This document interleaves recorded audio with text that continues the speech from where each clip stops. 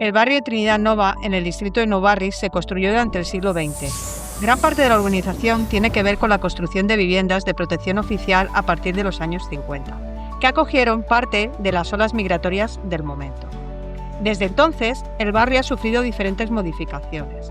Para recuperar su pasado, el proyecto Trinidad Nova Memoria de Barrio propone una reconstrucción a escala que recupere sus espacios y monumentos más emblemáticos. La Torre del Reloj estaba ubicada en la actual calle Palamós número 70, en una de las viviendas construidas en 1953 por el Patronato de la Vivienda. A diferencia de otros bloques de pisos similares, en este se instaló un reloj que era visible desde todo el barrio y se convirtió en uno de los símbolos más representativos. A pesar de ello, en 2013 la torre se derribó por aluminosis. En 1914, Barcelona sufrió una gran epidemia de fiebre tifoidea debido al agua contaminada.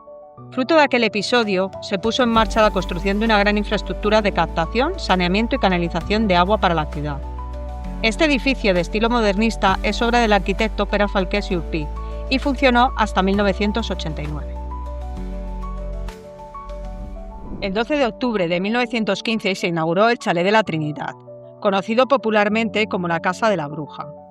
Fue una de las primeras torres de un ambicioso proyecto que consistía en crear una ciudad-jardín en la falda de la montaña. El proyecto, sin embargo, no llegó a ver la luz por la falta de comunicaciones con la ciudad. El Pont dels Tres Sols es un referente patrimonial asociado a la ingeniería civil, que se construyó durante la primera década del siglo XX. Formó parte de las infraestructuras de suministro de agua para la ciudad. Aunque no se finalizó, su objetivo era canalizar el agua desde la estación de bombeo que había en Trinidad Bella hasta el barrio de Valcarca. Actualmente se encuentra prácticamente soterrado al pie de Collserola. A finales de los años 70, vecinos y vecinas luchan en contra de la fábrica de asfalto que el ayuntamiento del momento había autorizado a pocos metros de las viviendas.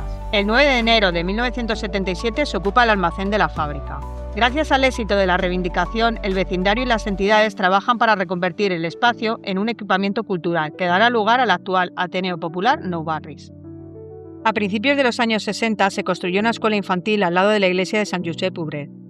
Las familias del barrio la llamarían Escola Benjamín, en honor al aparejador de las obras. El centro adoptó métodos inspirados en la renovación pedagógica de la Escola Rosa Sensat y en la promoción del catalán.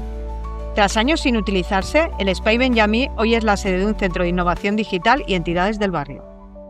El Institut Tecnològic de Barcelona, creado en el año 2018, es el centro de excelencia y coordinador estatal del sector de las tecnologías de la información.